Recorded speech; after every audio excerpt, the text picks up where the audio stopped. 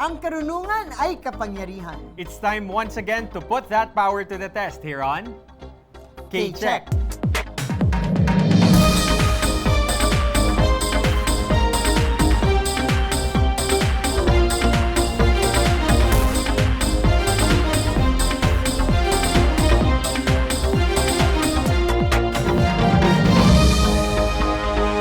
Hello everyone, ako po si Attorney Gabby Concepcion. At ako naman po si Jules Giang and this is K-Check. Today, panibagong contestants at katanungan, karagdagang kaalaman, and one more daily winner who will move forward in this competition. So stick with us until the final week when we reveal our fourth K-Check champion. Narito ang apat na contestants na dadaan sa ating karunungan check sa araw na ito. Hailed as MXCSSP 2025, Nelson is an adventure enthusiast who loves biking and walking, enjoys ukay-ukay adventures, and loves sports climbing, eager to try mountain climbing soon. If there's one meal he could eat for the rest of his life, it would be champurrado. Carl is currently taking up computer engineering in De La Salle University. A former campus journalist and NSPC winner, he enjoys literature and the technicalities of writing, especially in the field of nonfiction. Si Smurf naman ay isang estudyante ng UP Diliman taking up secondary education, major in physics. He's an avid book reader with a great appreciation for fantasy and sci-fi stories. Alex is a freshman BS accountancy student at PUP Santa Mesa. She enjoys making beaded accessories and doodling for her small business. A huge matcha lover, she listens to various music genres, vlogs her experiences, has a deep love for TV broadcasting, and is passionate about org work and serving the people. So these four will be competing under the watchful eyes of today's K-Check panel of experts. Unang-una, we have Prof. Eloy Hernandez from the Department of Art Studies, College of Arts and Letters from UP Diliman. Sunod naman, we have Dr. Ian Kendrick Fontanilla from the College of Science, UP Diliman. And we have Professor Emeritus Josefina Natividad of the UP Population Institute from the College of Social Sciences and Philosophy, also from UP Diliman. At ngayon, contestants, first round na, kung saan correct answers are 10 points each. Get ready to buzz in and collect those points. Let's begin.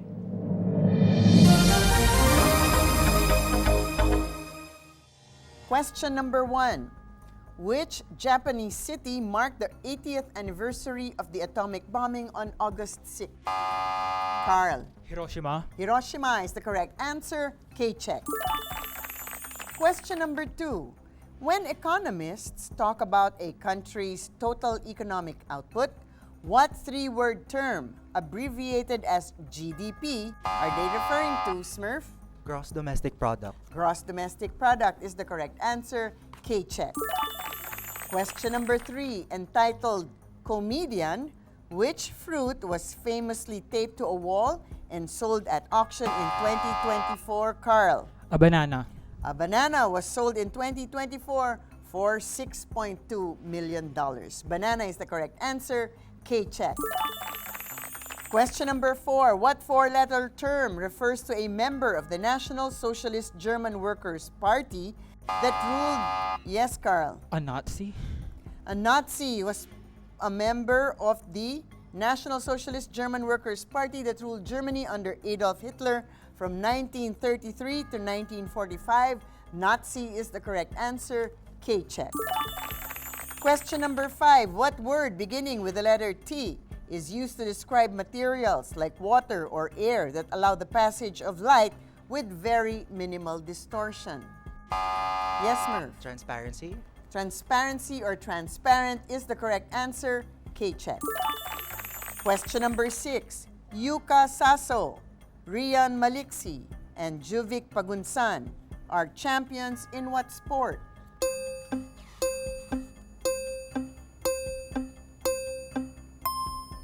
The correct answer is golf.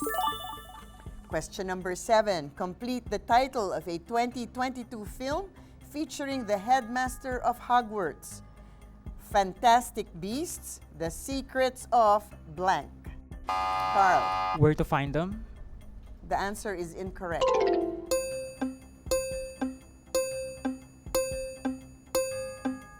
The complete title of the movie is Fantastic Beasts: The Secrets of Dumbledore. Question number 8. What is the title of the 2008 action thriller starring Dennis Quaid and Forrest Whitaker, which refers to the location from which a viewer observes a scene?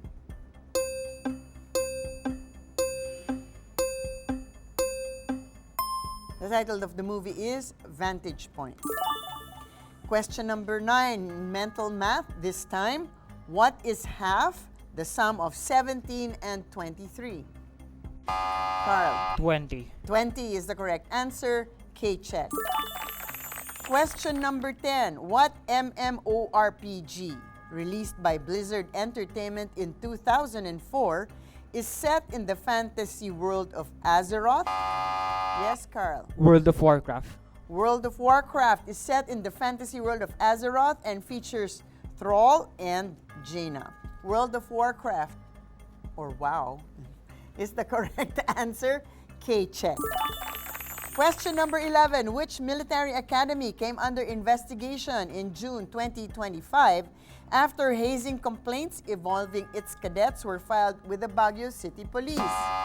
Carl. The PMA. PMA, or the Philippine Military Academy, is the correct answer. K-check. Question number 12 and the last question for this round. What is the surname of the presidential son named Hunter who was pardoned? Yes, Carl. Biden. Biden, Hunter Biden, is the presidential son who was pardoned in 2024 for his federal tax and gun convictions. K-check. And that's it for this round. Thank you, Attorney, for that round. Let's do a scores recap. Nangunguna si Carl with 70 points, followed by Smurf with 20, then Nelson and Alex with 0 at the moment. Pero bago tayo magpatuloy, kilalanin muna natin ang backgrounds ng ating mga contestants dito sa ating segment na K-Chika! So una natin kausapin si Nelson. So Nelson, sa palagay mo ba ay enough na ang champurado to provide you with energy for your adventures? Yeah, I think enough na. So when did you start eating champurrado as a favorite? Nung simula pa po nung bata ako, siya yung favorite na niluluto ng lola ko. Talaga, at never kang nagsasawa. Yes! Naku. Meron bang very unique doon sa champurado ng lola mo na until now, yun yung basis mo? I think maraming gatas, maraming evaporada. Champurado. May natikman ako recently sa isang small store sa may Maginhawa area. Ang sarap. Tapos nilagay nila ng mix na parang siya nasa milk tea na lalagyan. Tapos may pearls siya. So parang champurado? Yes. So pero pwede mo siyang hawak-hawak lang. But I think Nelson is a purist. Curious. Oo. Ayaw niya ng champurado na Na merong may hybrid. boba. Maraming salamat sa'yo, Nelson. Ngayon naman, Carl, bakit non-fiction ang napili mo? Did you start out writing fiction first or diretso ka na talaga sa non-fiction? So, since campus journalist po ako, I used to write features and editorials and columns. So, medyo mas preferred ko po talaga yung storya ng totoong tao, yung mga nangyayari across the world, across what I write about in campus journalism, and also just the general storylines of the mundane, the details surrounding what's just normal to a lot of Filipino people's lives. That, to me, is more entertaining than fiction po talaga. So that's my reason why I chose to write a non-fiction po. Talagang feel mo ang passion talaga ni Carl, no? So thank you so much, Carl. And Nelson, mamaya naman kakausapin din natin sina Smurf and Alex. But ngayon, paghandaan muna natin ang round 2. Susunod na yan sa pagbabalik ng K-Check.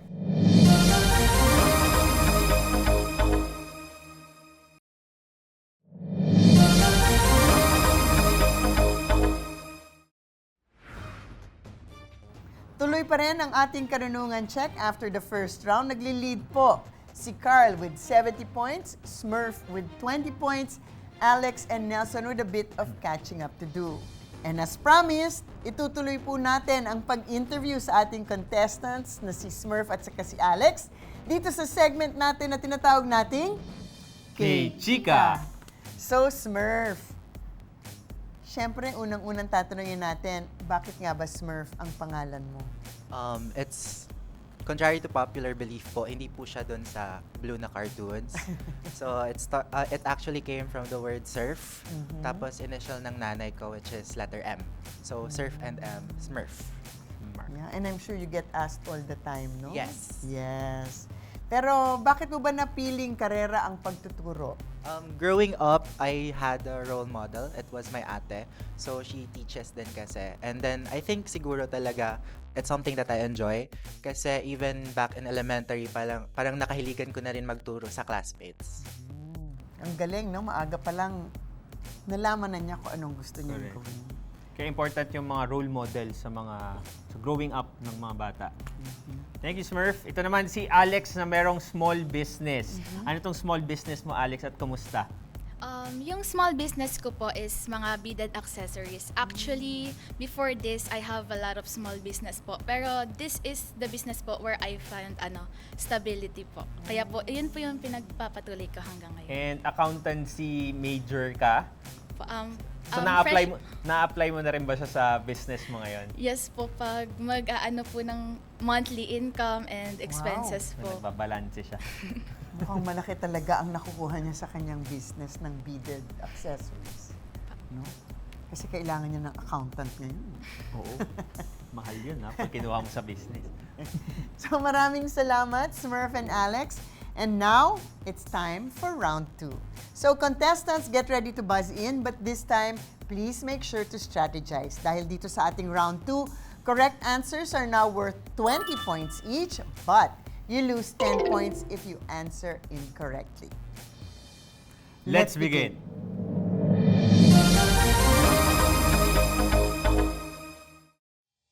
Question number 1.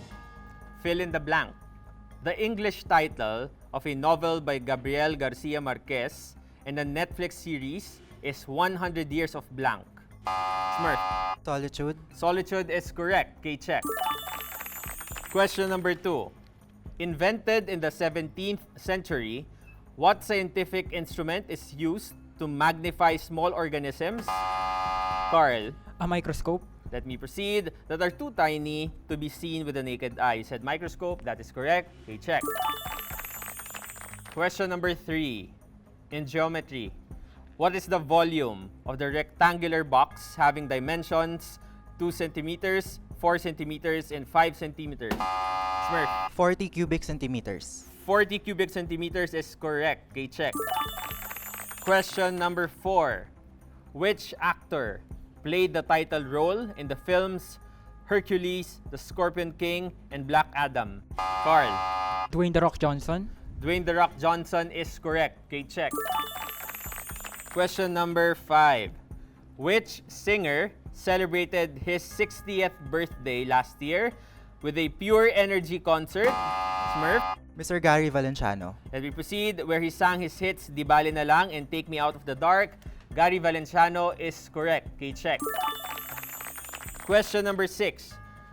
In the animated film, The Prince of Egypt, Moses raises his staff to divide which sea? Smurf. The Red Sea. Let me proceed. Allowing safe passage for his people. That sea is the Red Sea. Okay, check. Question number 7. What general term refers to goods or services brought into a country from abroad for sale? Carl. Import. Import or imports is correct. Okay, check. Question number 8.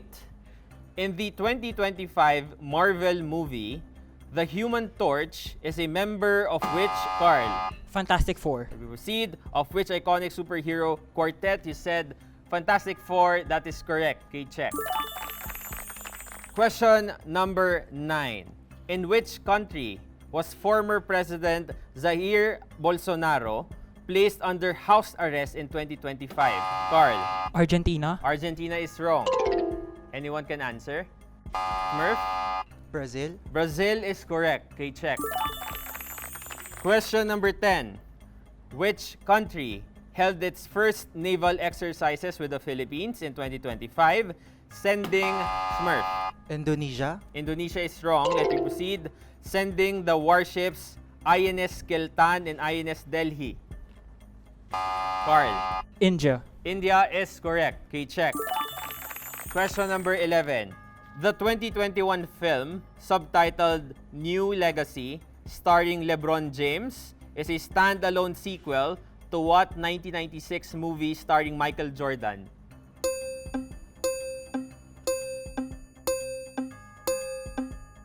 Correct answer is Space Jam. Last question for this round, number 12. Which Netflix series about an Addams Family daughter, Carl? Wednesday. Let me proceed. Premiered its second season in August 2025. The correct answer is Wednesday. Okay, check. That's it for round 2. Thank you, Jules, for that round. Tingnan naman natin ngayon ang epekto ng round 2 sa rankings natin. May nag-iba ba? Well, Carl is in first place with 180 points, followed by Smurf with now 110, with Nelson and Alex with a bit of catching up to do. Pero, di ba, hindi pa tapos ang laban dahil ultimate pagalingan na po sa pagbabalik ng K-Check.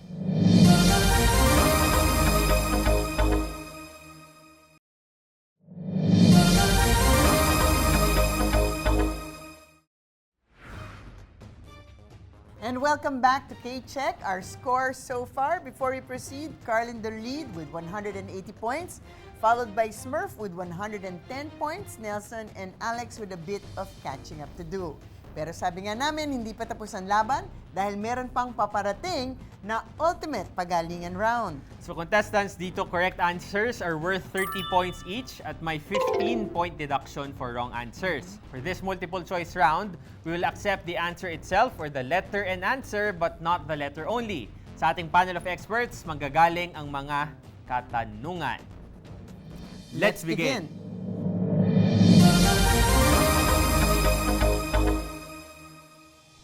And to start off the ultimate pagalingan round, Prof. Eloy. In art history, in 1884, Juan Luna won the gold medal at Smurf. Spolarium. that's incorrect, at the Madrid Exposition. Who won the silver medal? A. Felix Hidalgo. B. Jose Rizal. C. Fernando Amorsolo. D. Fabian de la Rosa. E. Damian Domingo.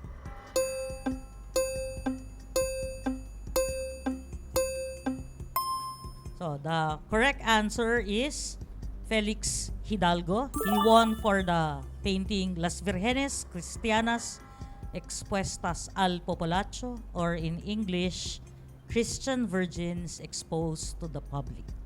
Hindi masyadong mahaba ang title. Hindi masyado. Kaya hindi yun ang tinanong ko.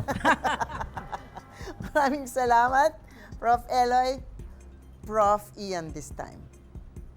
Ano ang scientific name ng Philippine tamaraw? A. Bubalus mindorensis. B. Cacatuea hematuropigia. C. Carlito siricta. D. Pandaka pygmea. Or E. Pithecofaga jefferi. Smurf. A. Bubalus mendorensis. Ang Philippine tamaraw ay matatagpuan lamang sa isla ng Mindoro, kaya binigyan siya ng specific epithet na Mindorensis. So, Smurf, K-check. Prof. Joy this time. What African country was the father of Barack Obama, former president of the United States, from? Siya ba ay from A. Nigeria, B. Uganda, C. Tanzania, D. Kenya, or E. Zambia?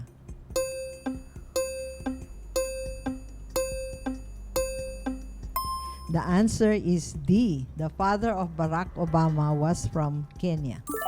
Maraming salamat, Prof. Joy. To start off our second round, Prof. Eloy. Sports naman. Who was the first Filipino tennis player to represent the Philippines in the Wimbledon in the Open era? A. Leila Fernandez. B. Alex Ayala. Smurf. B. Alex Ayala. Let me just finish. C. Diane Castillejo. D. Jessica Pegula, E. Serena Williams. So Alex Ayala is the first Filipino to play at the Wimbledon during the Open era. She went against the defending champion in the first round and at center court pa. So Smurf, K-check.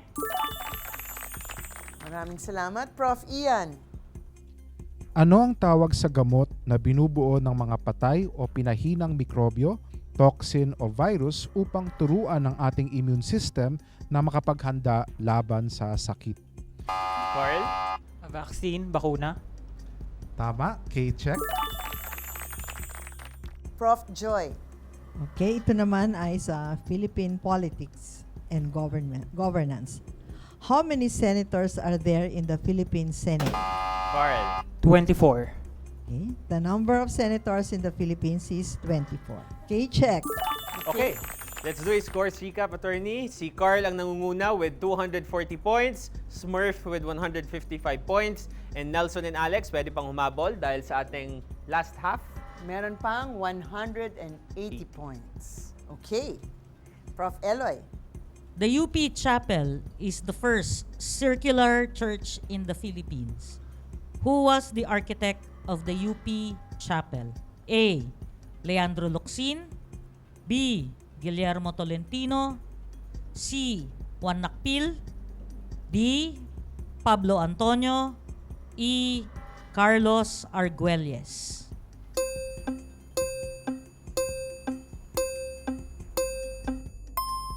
Nako, Nako, mga UP lagot. student dyan. Pag final season na, madadalas kayo sa UP Chapel. Magdadasal. The UP Chapel finished in 1955. The design was by Leandro Locsin, who is actually from UST. The UP Chapel has been declared as the National Historical Landmark and Cultural Treasure. Leandro Locsin was declared as National Artist in 1990. Marami silang national artist na 4 ba? sumali sa paggawa ng chapel na yan. 5 na. 5 na. 5 na. Correct. Because the assistant of Vicente Manansala, who made the mural, the Stations of the Cross, also became a national artist, si Ang Kyuko. Diba? Marami tayong natututunan dito. Prof. Ian. Philippine Culture and Biology.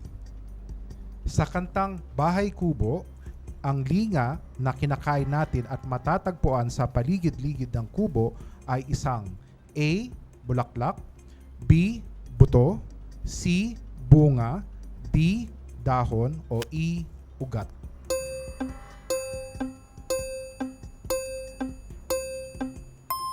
Alam niyo ba kung ano yung linga? Sa English, ang Sesame linga seed. ay sesame seed. At dahil sesame seed siya ay buto. Maraming salamat, Prof. Ian. Dagdag ko lang, yung linga, pagka di natin kinakain ng tapa, ay nagiging tinga sa ating ngipin. Maraming salamat. O, Prof. Joy, baka Yay. meron kang baong joke dyan. Pwede rin. Which artist is famous for their iconic comic strip style paintings like Wham? A. Roy Lichtenstein, B. Andy Warhol, C. Jean-Michel Basquiat, D.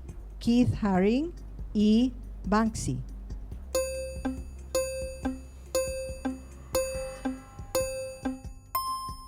Okay, ang sagot ay A. Roy Lichtenstein. Actually, ang tanong na ito ay galing sa ating quizmaster.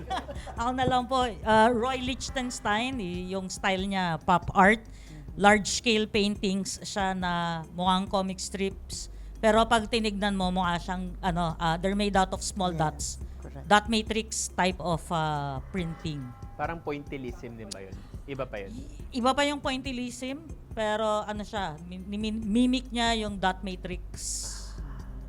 No? Kasi pag print like a comic strip, dots yung ginagamit. Yes. Maraming salamat. Thank you very much for that answer, Prof. Eloy. To start off the fourth round, diba? Prof. Eloy. Who is the first Southeast Asian woman to travel to space? A. Heidelin Diaz. B. Amanda Nguyen. C. Smurf. B. Amanda Nguyen. Tapusin ko lang. C. Alex Ayala. D. Kelly Marie Tran. E. Michelle Yeoh. So the correct answer is Amanda Nguyen, who is Vietnamese, no, immigrants. She is an activist and is an important figure in drafting and passing the sexual assault survival rights in the US and the United Nations. She won Time Woman of the Year also. So Smurf, K-check. Maraming salamat, Prof. Eloy. Prof. Ian. Kakaiba ang cetaceans tulad ng mga balyena o whales at lumba-lumba o dolphins sa iba pang mga mammals tulad natin dahil A. May hasang o gills sila. B. May kaliskis or scales sila. C. Wala silang mga binti. D. Wala silang mga buntot. O E. Wala silang mga baga. Smurf. May hasang o gills sila. Mali. Anyone can answer? Nelson? Letter E, wala silang mga baga. Meron silang mga baga. Anyone can answer? Either Carl, Alex, Carl? Wala silang mga binti. Okay, kung mapapansin niyo yung mga balyena tsaka yung mga dolphin, meron silang flippers pero wala silang flippers sa malapit sa buntot. So, na-reduce o nawala yung kanilang mga binti during the course of evolution. So, kung meron man totoong balyena, kung meron totoong mga sirena, mas kamukha nila ang mga balyena o mga lumba-lumba. Kasi kung titingnan yung mga sirena, wala rin silang mga binti pagkus meron silang buntot. So, ang tamang sagot ay letter C, wala silang mga binti. K-check. Yan. At ang huling katanungan na manggagaling kay Prof. Joy. Okay. Who painted Guernica? A powerful oil painting depicting the devastating bombings of the Basque town of Guernica during the Spanish Civil War that is renowned as a potent anti-war symbol showcasing the horrors of modern warfare through a cubist and surrealistic lens. So, ang painter ba is A. Pablo Picasso, B. Juan Miro, C. Salvador Dali, D. Jose Goya, or E. El Greco?